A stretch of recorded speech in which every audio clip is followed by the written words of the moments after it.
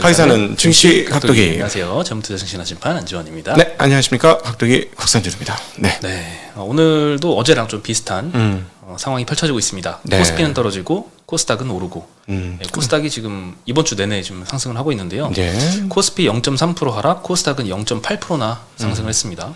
어제는 2차전지가 좀 기여를 했다면 오늘은 네. 바이오 업체들에서 전반적인 좀 강세가 나타났습니다. 그렇죠. 만약에 바이오가 올라간다면 사실 2차 전지가 많이 빠져도 코스닥이 상승할 수 있죠. 왜냐하면 네. 규모가 가장 그 포션이 가장 크기 때문에 진짜 대마거든. 코스닥에서는 바이오가. 그렇죠. 2차전지, 바이오, 게임 이게 이제 코스닥 시총 상위주들 네. 대표적인 이제 업종인데 게임은 조금 졌죠. 예. 그리고 2차전지랑 이제 바이오가 좀 제 역할을 좀 해주고 있습니다. 네. 네, 오늘 코스피에서 외국인이 순매수가 거의 없었고요. 거의 빵에 가까웠고 코스닥에서는 500억 정도 샀는데 코스피에서 삼성전자랑 하이닉스를 둘이 합쳐서 한 2천억 정도 샀습니다. 아, 그럼 팔았네. 다른 것들에서 팔았던 다른 거는 거죠. 다 팔은 거네. 네. 예. 네, 그리고 뭐 삼성전자는 그래도 0.7% 정도 하락을 했고 하이닉스는 장중에는 좀 많이 하락을 하더니 네. 마지막 가서만 1.5% 정도 상승을 해서 마감을 했습니다. 네.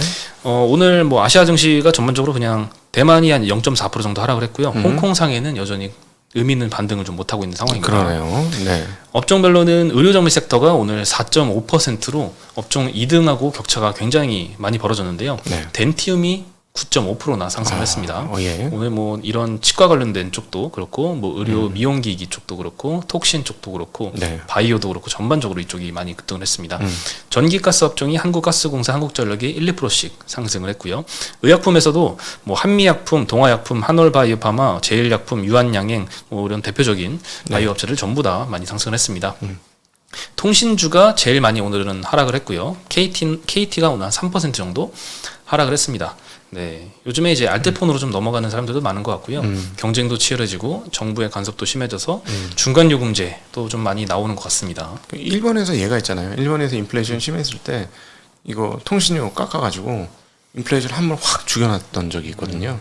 아무래도 그런 걸 본 적이 있기 때문에 야 이거 언제든지 또 치고 들어오는 거 아닌가 하는 그런 걱정이 있죠. 또. 네.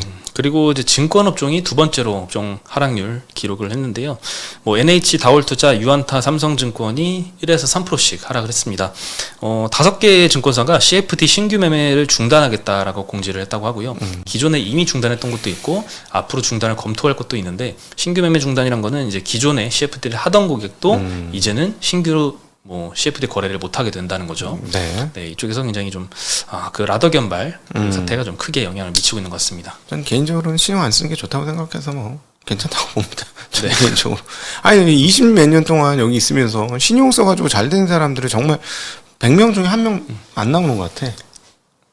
안 나와. 그렇죠. 100명 중에 한 명 안 나오는 것 같아. 1000명 중에 한두 명 나오는 것 같아. 예.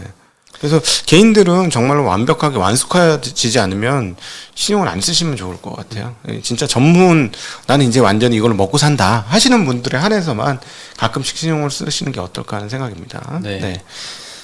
그리고 오늘 증시에서는 헬스케어 업종이 전반적으로 강세를 보였습니다. 네. 임플란트, 피부 미용, 의료 AI 쪽쪽 다 강세였는데요.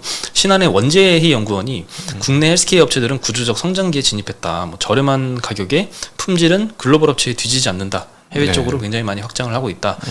이런 인터뷰를 했고요. 이분이 쓴 그 리포트가 작년도에 뭐 대한민국 리서치 최우수상 이런 걸 수상을 했다고 하더라고요. 네. 네, 피부 미용 의료기기랑 이제 임플란트 쪽은 실제로 병원의 수익성 개선에도 실질적인 도움을 주고 있다고 하고요. 네.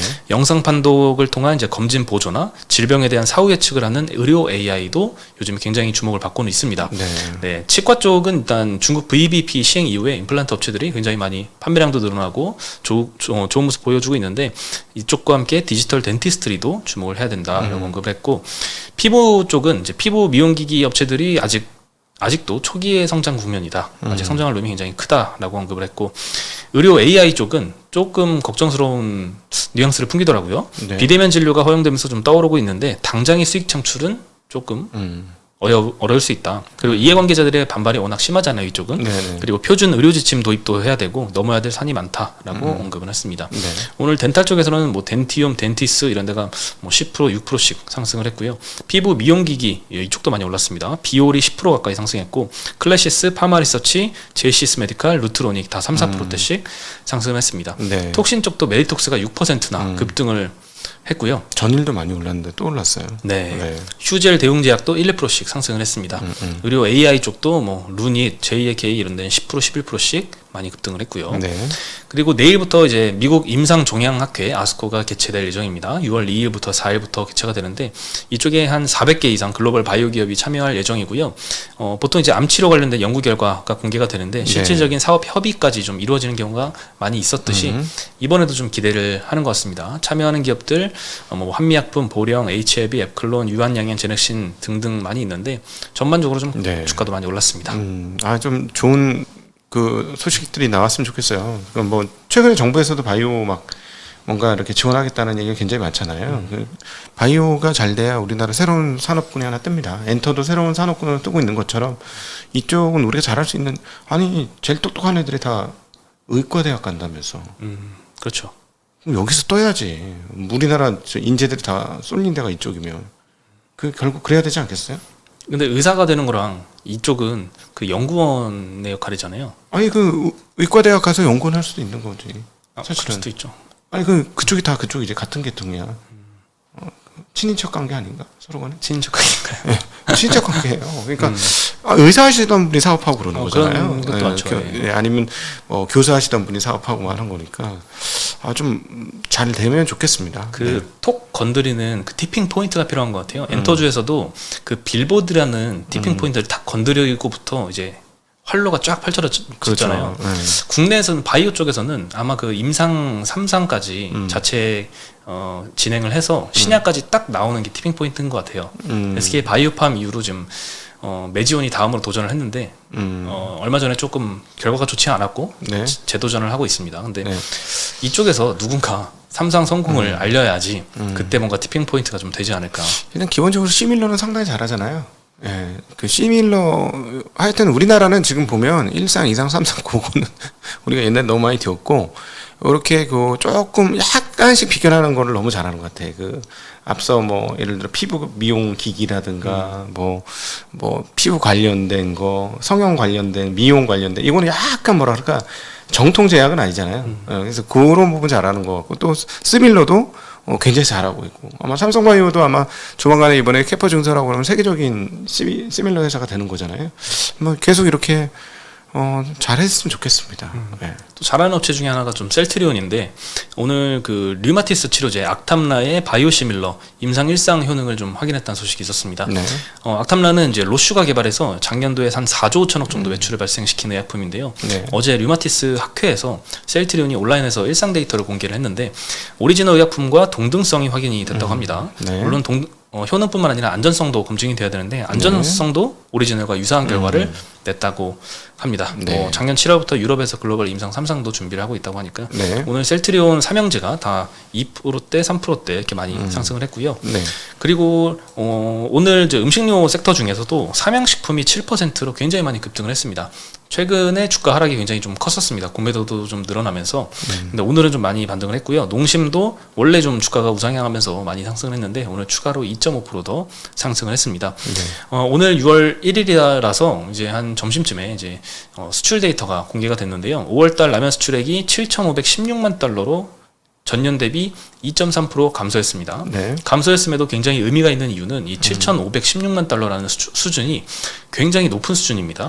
작년에 22년 5월 달엔 특히 이제 중국 락다운 영향 때문에 네. 일시적으로 라면 수출액이 폭증했습니다. 6천만 불대에서 7,500만 불대로 7,700만 불대로 상승을 했었는데 22년 5월 달에 비교해서 이번 5월 달 성적이 조금 떨어진 것처럼 보이지 네. 이 성적을 지금 최근 3개월 동안 유지를 하고 있거든요. 근데 이제 작년도 22년 5월 달에 고점 찍고 6, 7, 8, 9 이렇게 쭉쭉쭉쭉 떨어져서 6천만 불대까지 떨어진 걸 보면 올해 만약에 이 7,500만 불 수준을 최근 3개월은 잘 유지하고 있는데 앞으로도 이렇게 유지를 한다면 전년 대비 성장세가 한 20% 가까이도 다시 좀 나올 수도 있을 것 같다는 생각이 듭니다. 네. 삼양식품이 작년도에 워낙 실적이 좋았기 때문에 올해는 조금 기고 효과 때문에 성장률이 좀 낮아지는 측면이 있어서 공매도도 좀 많이 들어온 것 같아요. 근데 다시 이렇게 좀 수출 증가세를 유지를 해준다면 굉장히 좀 다시 기대감이 좀 일지 않을까 생각이 들고요. 또 하나 긍정적인 점은 이제 소매 가격이 600달러 그렇죠. 깨진 겁니다. 네, 현재 지금 600달러 수준에서 왔다 갔다 좀 하고 있는데요. 원재료는 떨어졌고 라면은 작년에 올렸는데 가격 다시 안 내릴 거 아니야. 안 내리죠. 그러니까 근데 해외 가서 이번에 라면 먹었는데 한국보다 더 비싸던데. 한국보다 비쌉니다. 해외 1,500원 좀 해외가. 하던데. 컵라면 하나가. 컵라면이요? 신라면. 신라면 한 1,500원 하던데. 1,500원 가까이 하는 것 같은데. 소매가는 원래 좀 비싸죠. 아니, 1,500원 정도 하지 않나요? 해외에서. 국내에서도 그 정도는 하지 않나요? 1,500원? 작은 컵. 작은 컵이요? 작은 컵 800원이지. 아닌가? 800원도 옛날 얘기인 것 같은데요? 옛날인가? 네, 요즘 좀 많이 올랐어요. 그런가? 뭐 근데 동남아에서 1,500원에 판다는 거는 좀 비싼 것 같아요. 많이 비싸죠. 네. 다른 라면하고 비교해 봤을 때 비싸요. 예, 근데 신라면이 제일 많았고 그다음에 이 불닭볶음면 많았습니다. 예, 불닭볶음면 많고 뭐 김치라면, 삼양라면 이런 것도 팔더라고. 예. 소매 가격이 1년 전에 한 1,200불, 1,000불에서 1,200불 사이 왔다 갔다 하다가 쭉 이렇게 떨어져서 지금 600불까지 반토막이 났는데 소매 가격은 1년 동안 많이 떨어졌지만 그게 실적에 반영되려면 레깅 효과가 조금 기다려야 됩니다. 근데 그게 한 2분기부터 농심은 한 1분기부터 시작이 된 것 같고요. 그래서 이제부터 하반기 실적은 조금 반영이 되기 시작할 것이다. 네. 농심 같은 경우에는 이제 매출 원가율이 1% 포인트 변동하면 영업이익이 250억 늘어나는 효과가 있어서 굉장히 좀 의미가 있어 보입니다. 하여튼 외국 마트 매대에 다 있어요. 여기저기. 예. 많더라고요. 저기는 없더라. 세븐일레븐은 있는 데도 있고 없는 것도 있고 그래. 자, 근데 세븐일레븐은 신라면인가 하나 있었던 것 같아. 예. 불닭볶음면이 있었나? 다 팔려서 없는 건 아닌가요? 아니, 혹시? 그건 아니에요. 그건 아니고 여전히 뭐 일본 라면하고 거기는 걔네들이 자기네도 라면을 많이 먹기 때문에 자기네 라면 많긴 한데 끼어 있긴 있어요. 네. 그렇더라고요. 네. 네. 그리고 오늘 그 신한에서 농심의 실적 추정치를 좀 상향을 했는데요. 23년도 매출액은 기존 추정 대비해서 4.6% 상향을 시켰는데 영업이익은 35% 상향시켰습니다. 네. 네, 이게 매출액은 4%인데 영업이익은 35%는 상향시킨 거는 뭐 마진이 늘어나는 이 스프레드 상승을 반영을 해서 영업 레버리지 효과를 좀 반영을 한 건데 네. 이런 게 이제 뭐 다른 업체들도 나타나지 않을까 생각이 네. 듭니다. 아무래도 농심이 제일 빨리 가격 인상을 결정을 한 것도 좀 영향이 있겠죠. 네. 네, 그리고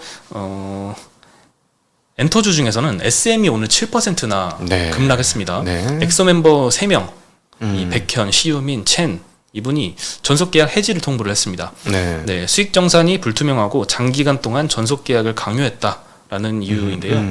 이 3명의 이제 법률 대리인이 3월부터 총 7차례 정도 투명한 정산을 요청하는 내용 증명을 보냈다고 합니다. 근데 네. SM은 이에 제대로 응하지 않았다고 하고 그래서 이제 노예 계약이다 이렇게 좀 비판을 하면서 SM을 상대로 정산금 지급 청구 소송 등의 법적 조치를 취할 예정이다라고 밝혔습니다. 네. 뭐 SM 측에서는 이제 당사 아티스트들한테 잘못된 정보를 전달하면서 비상식적인 제안을 하는 외부 세력이 확인됐다 이렇게 뭐 좀 반발을 하고 있는데 사실 이거는 이제 해결이 빨리 돼야 되지 않을까 이런 글로벌화를 앞둔 상황에서 네. 이 당사자 간의 매출에 굉장히 많이 기여를 하는 멤버들과의 계약이 뭔가 투명하지 않게 진행이 된다는 거는 뭐 약간 너무 기본적인 요건이 해결이 안 된 거 아닌가라는 생각이 듭니다. 이 엑소 이분들이 3명이 끝이에요?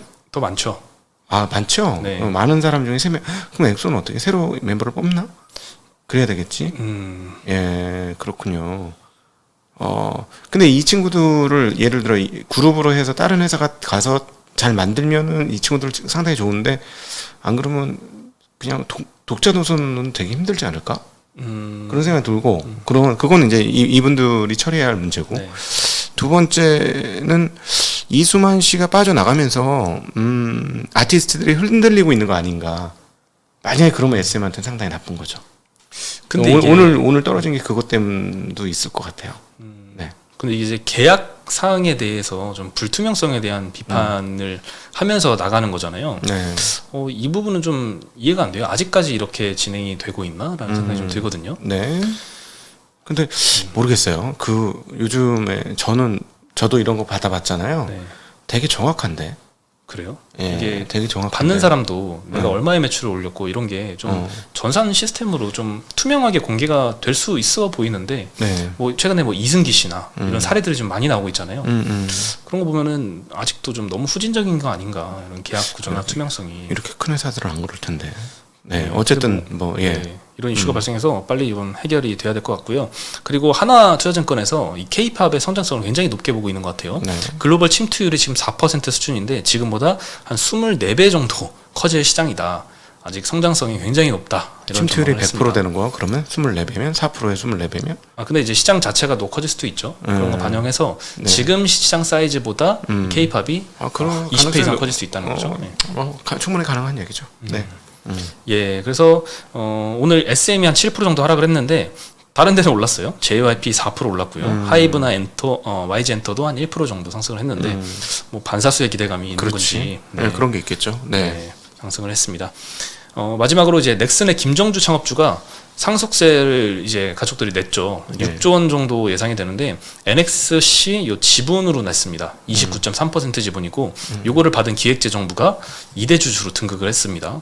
좀 웃기는 사례 같은데 이건희 전 회장이 상속세로 이제 그 자녀들이 12조 원 정도 냈거든요. 이 네. 다음으로 2등입니다. 네. 네, 이게 상장사가 아니잖아요. NXC는 네. 밑에 있는 조그만 자회사들이 좀 상장이 돼서 그렇지.